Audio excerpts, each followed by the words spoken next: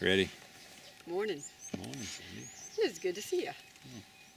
We are at the end of a 10-day visit to the Timpavati with Adrian. And Coyote Trails has been here with 6 people, learning track and sign, and mainly trailing. Trailing's been the heart of it all. And I guess I was just hoping maybe you would share a little bit with people who don't know what trailing is and what tracking is. Your perspective on those topics. Sure. Yeah, that's big. It is. But you were talking about Come- how it is different in Africa than it is in the United Come States. and walk in the bush for 10 days and you'll see. You'll know the difference. No. Yeah. I guess the point is, in the reality of where we are today, we do stuff a lot for fun. We want to experience nature and we track. Or in some cases it's a spiritual thing more. The reality of tracking for us in Africa is to find the animal at the end. That's it. That's why the skill was developed. That's how it was developed. Because you need to find the end. That's what it's about. You become the hunter or the predator or whatever you want to call it. But if you don't put yourself in that mode to get to the end of the trail where the animal is, it's pointless. It's a waste of time.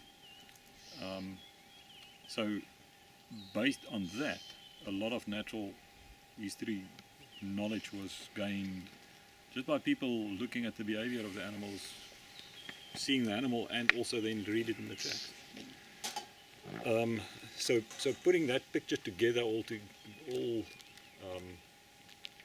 was driven by the need to get to the end. I guess in some cases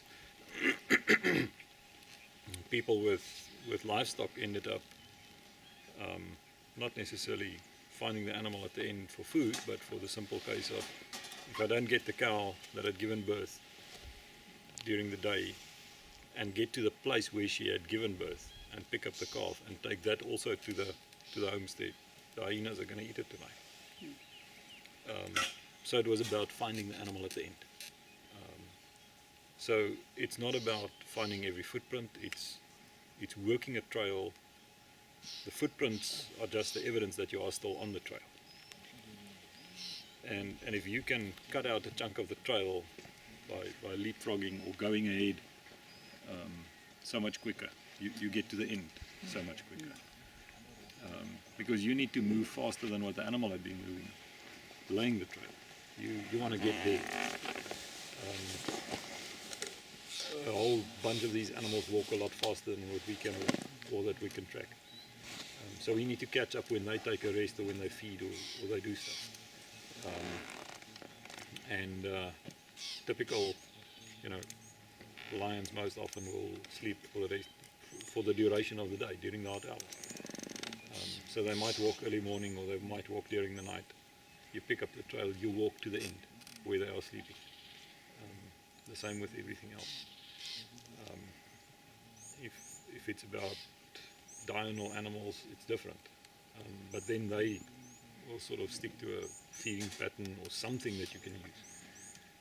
And you want to get to the end. And learning to read the sign that they leave, not only in footprints but in scat and scrapes, in feeding sign. That's how you get to the end. And just moving, getting it done. There's definite room for us to learn specific gaits of animals or track patterns that they leave.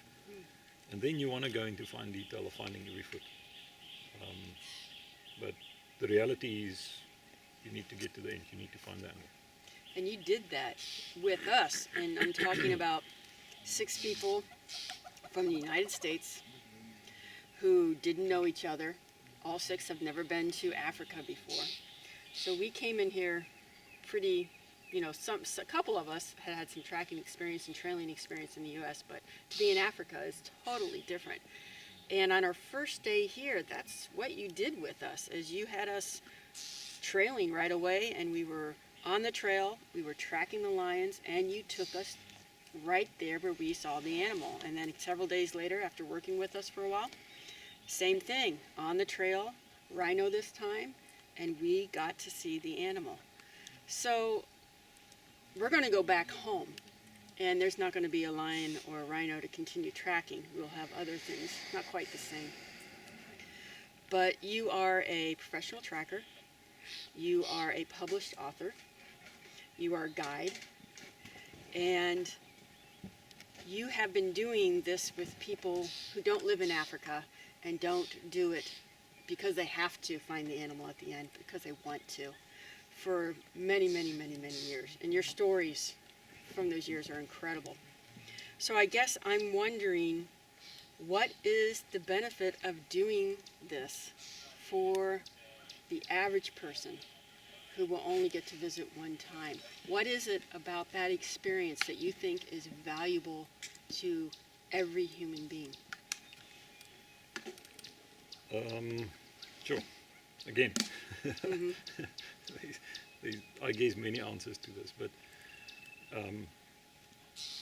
in terms of tracking, I think it's something that I've seen over and over.